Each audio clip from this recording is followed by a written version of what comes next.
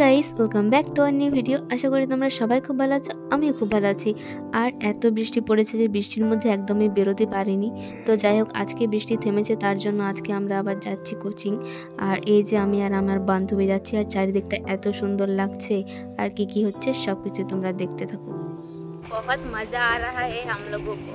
अच्छा क्योंकि 3 दिनों के बाद हम लोग बाहर निकले।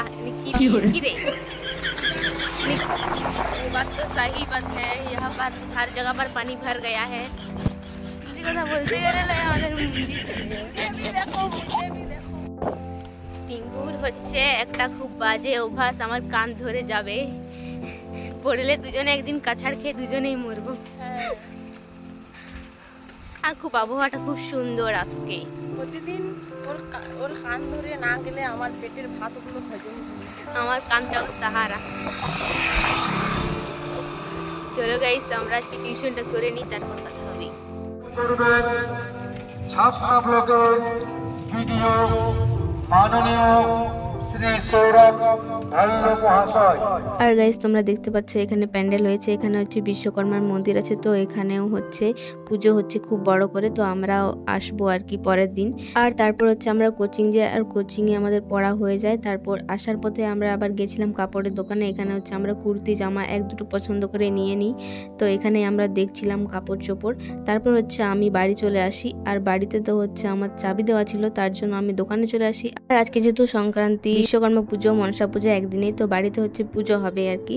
তার জন্য এখানে বাবা আমাকে বলে বেলপাতা তুলে আনার জন্য। ওটার জন্য আমি এই যে একটা পলিথিন নিয়ে নিয়েছি দোকান থেকে নতুন। তারপর হচ্ছে এখন আমি বেলপাতা তুলতে যাচ্ছি। আর গাইস, এই যে দেখতে পাচ্ছ এখানে যে ডোবাটা আছে, এখানে না আমরা ছোটবেলায় সবাই চান করতাম।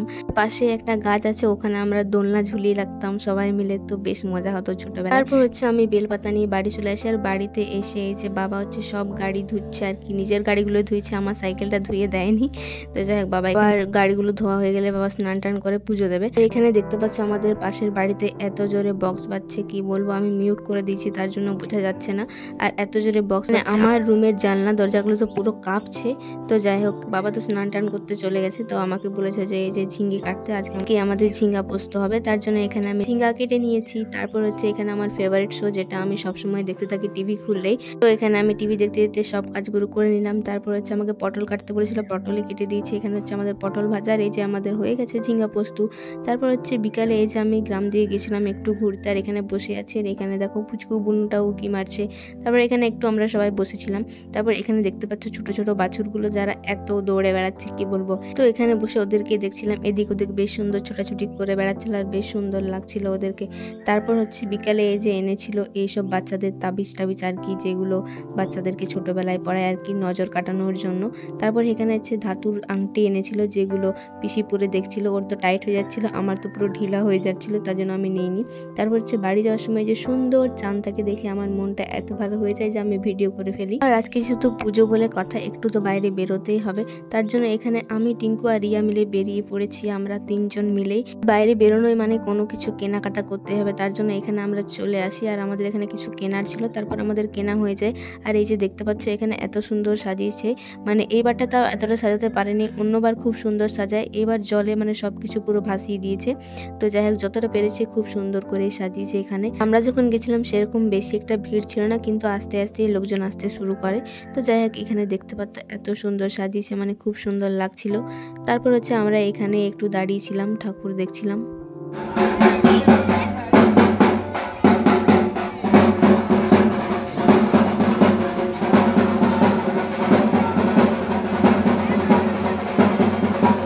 আর আমি আর রিয়া হচ্ছে এখানে দাঁড়িয়েছিলাম, ভিতরে ঢুকিনি, কিন্তু টিঙ্কু দেখার জন্য এত উৎসাহিত হয়ে গেছে, সোজা ভিতরেই চলে গেছিল। তারপর হচ্ছে এখানে আমরা চলে আসি ফুচকা খাওয়ার জন্য। আর ফুচকার দোকানটা আজকে এত ভিড় ছিল, মানে কি বলবো, তার জন্য এখানে আমরা একটু ওয়েট করছিলাম।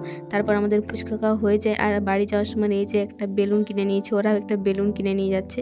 তারপর গাইস, আমি বাড়ি ফিরে দেখি কত নাচ গান হচ্ছে এখানে, আর তোমরাও দেখো একটু।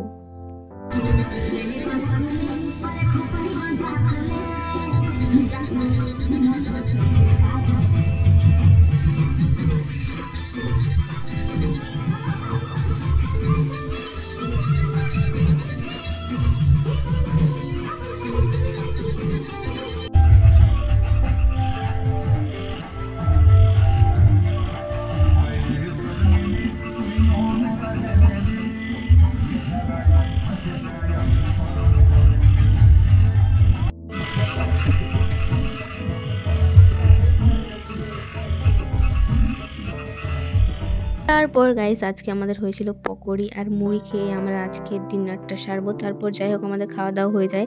আর আজকের ব্লগটা আমি এখানেই শেষ করছি গাইস, ভিডিওটা এই পর্যন্তই। তো ভিডিও কেমন লাগলো তোমরা অবশ্যই কমেন্ট করে জানিও। আর এখন যদি আমার চ্যানেলটা সাবস্ক্রাইব না করে থাকো সাবস্ক্রাইব করো। তো চলো বাই।